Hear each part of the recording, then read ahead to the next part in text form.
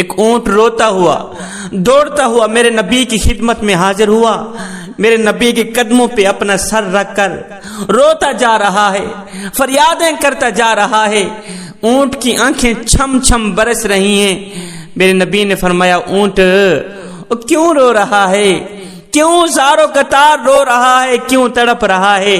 اس اونٹ نے کہا آقا آپ کے پاس مالک کی شکایت لے کر آیا ہوں، فریاد لے کر آیا ہوں، اندر دکھوں کے انبار لگے ہوئے ہیں، سینے کا بوجھ ہلکا کرنے آیا ہوں۔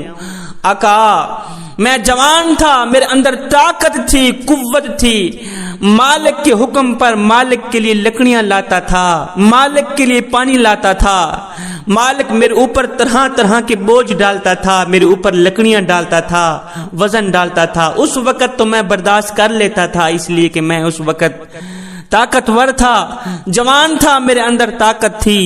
آقا اب میں بوڑھا ہو گیا ہوں، اب مجھ میں وہ پہلے والی طاقت نہیں رہی، پہلے والی ہمت نہیں رہی، جسم میں وہ جان نہیں رہی، ہڈیوں میں وہ قوت نہیں رہی۔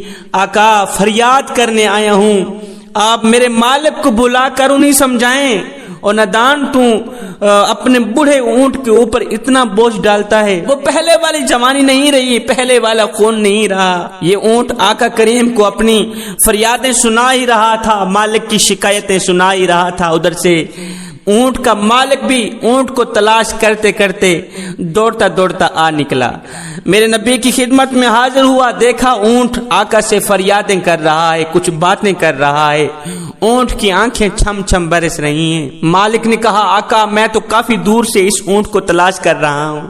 میرے نبی نے فرمایا تمہارا اونٹ تمہاری شکایت لے کر آیا ہے، یہ کہہ رہا ہے کہ میں جوان تھا، میرے اندر طاقت تھی، قوت تھی، میرا مالک میرے اوپر بوجھ ڈالتا تھا، میرا مالک میرے اوپر وزن ڈالتا تھا، اس وقت تو میں برداشت کر لیتا تھا، اب جوانی چلی گئی ہے، بڑھاپے نے آن گھیرا ہے، بوڑھا ہو گیا ہوں، جسم میں وہ طاقت نہیں رہی، ہڈیوں میں وہ قوت نہیں رہی، میرا مالک اب بھی میرے اوپر وہی بوجھ ڈالتا ہے جس طرح وہ جوانی میں ڈالتا تھا، میرا مالک سمجھتا ہے کہ میں اسی طرح کا طاقتور ہوں، اب تو مالک نے پلان یہ بنا رکھا ہے کہ وہ مجھے ذبح بھی کرنے والا ہے۔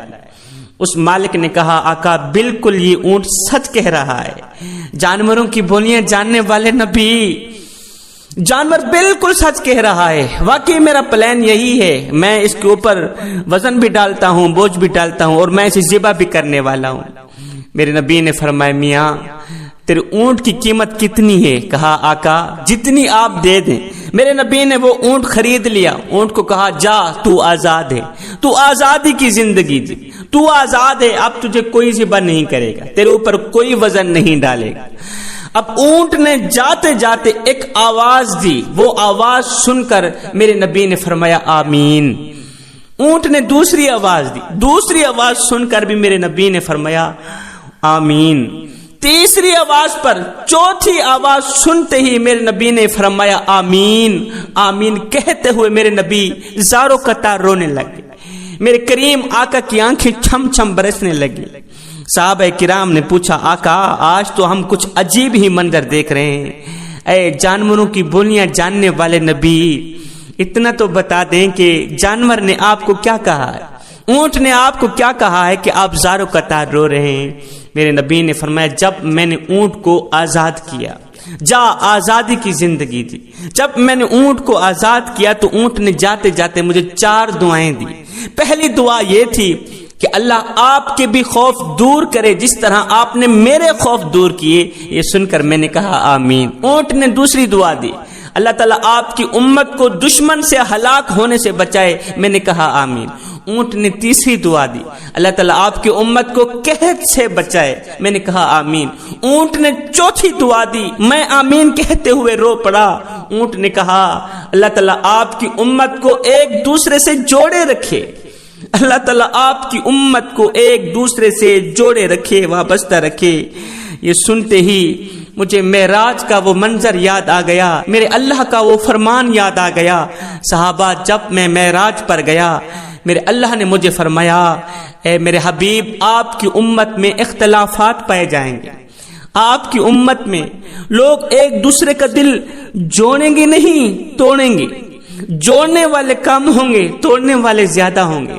جو توڑنے والے ہوں گے وہ تو جہنم میں جائیں گے، اور جو جوڑنے والے ہوں گے، جو لاکھوں میں سے ایک ہوں گے، وہ جنت میں جائیں گے۔ اللہ اکبر! یہ سنتے ہی میں رو پڑا۔ میرے نبی نے فرمایا صحابہ، زندگی میں کبھی بھول کر کے بھی کسی کا دل نہیں توڑنا، کسی کا دل نہیں توڑنا، کسی کو رنج نہیں دینا، کسی کو غم نہیں دینا۔ ہائے، کسی کو دکھ دے کر، کسی کو تکلیف دے کر، کسی کو غم دے کر، کسی کو پریشانی دے کر تجھے کیا لگتا ہے کہ تو ساری زندگی ایسے ہی مسکراتا رہے گا؟ نہ بندے نہ، بس وقت کے الٹنے کی دیر ہے، تیری باری بھی دور نہیں ہے۔ اس لیے کہ زندگی کے کسی نہ کسی موڑ پہ اپنا کیا آخر بھگت نہیں پڑتا ہے۔ جوانوں، اگر کسی کو ایک پل کی خوشی نہیں دے سکتے تو نہ دینا، کوئی بات نہیں۔ کسی کو ساری زندگی کے لیے دکھوں میں بھی نہ ڈالنا۔ اگر اپنے بوڑھے باپ کی چٹی داڑھی کا حیا نہیں کر سکتے تو کوئی بات نہیں، نہ کرنا۔ خدا را، بوڑھے باپ کو بے عزت بھی نہ کرنا، بوڑھے باپ کو ذلیل بھی نہ کرنا۔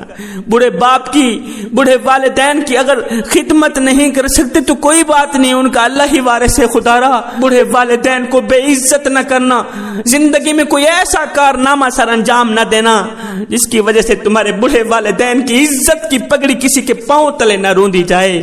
میرے نبی نے فرمایا صحابہ، جو شخص صبح اٹھتے ہی ایک کام کر لے اس کے لیے جنت کے تمام دروازے کھول دیے جاتے ہیں۔ صحابہ نے پوچھا آقا وہ بابرکت کام کون سا ہے جو شخص صبح اٹھتے ہی کر لے؟ میرے نبی نے فرمایا جو شخص صبح اٹھتے ہی والدین کا چہرہ دیکھ لے، والدین کی زیارت کر لے، ابھی تک پانی نہیں پلایا، والدین کے ہاتھ نہیں دبائے، والدین کی نوکری نہیں کی، والدین کو کھانا نہیں کھلایا، بوڑھی ماں کا سر نہیں دبایا، بوڑھے باپ کے پاؤں نہیں دبائے، ایمان کی حالت میں محبت کی نظروں سے جس نے صبح اٹھتے ہی اپنے ماں باپ کا چہرہ تک لیا ہے، میرے نبی نے فرمایا اس کے لیے جنت کے تمام دروازے کھول دیے جاتے ہیں۔ تو خدا را، کسی کا دل جوڑ نہیں سکتے تو توڑنے کی کوشش بھی نہ کیجیے گا۔ بوڑھے والدین کی خدمت نہیں کر سکتے، بڑے والدین کو عزت نہیں دے سکتے، تمہارا اپنا مقدر، خدا را اپنا نقصان نہ کیجیے گا، بڑے والدین کو بے عزت نہ کیجیے گا، بڑے والدین کا دل نہ توڑیے، نہ توڑیے۔ انشاءاللہ اللہ تعالیٰ تمہیں دنیا میں بھی کامیاب کرے، آخرت میں بھی کامیاب کرے۔ میں دعا کرتا ہوں مالک ہمیں حق سچ بولنے کی توفیق عطا فرما، مالک ہمیں بڑے والدین کی خدمت کرنے کی توفیق عطا فرما، بوڑھے والدین کی چٹی داڑھی کا حیا کرنے کی توفیق عطا فرما۔ مالک ہمیں نیک بنا دے، ہمیں ایک بنا دے، ہم سب کو وہ نیک کام کرا دے جس پر تو بھی راضی ہو جائے، تیرا میٹھا حبیب بھی راضی ہو جائے۔ فقیرانہ آئے صدا کر چلے، نمازی بنو تم دعا کر چلے، آمین ثم آمین، وما علینا الا البلاغ المبین۔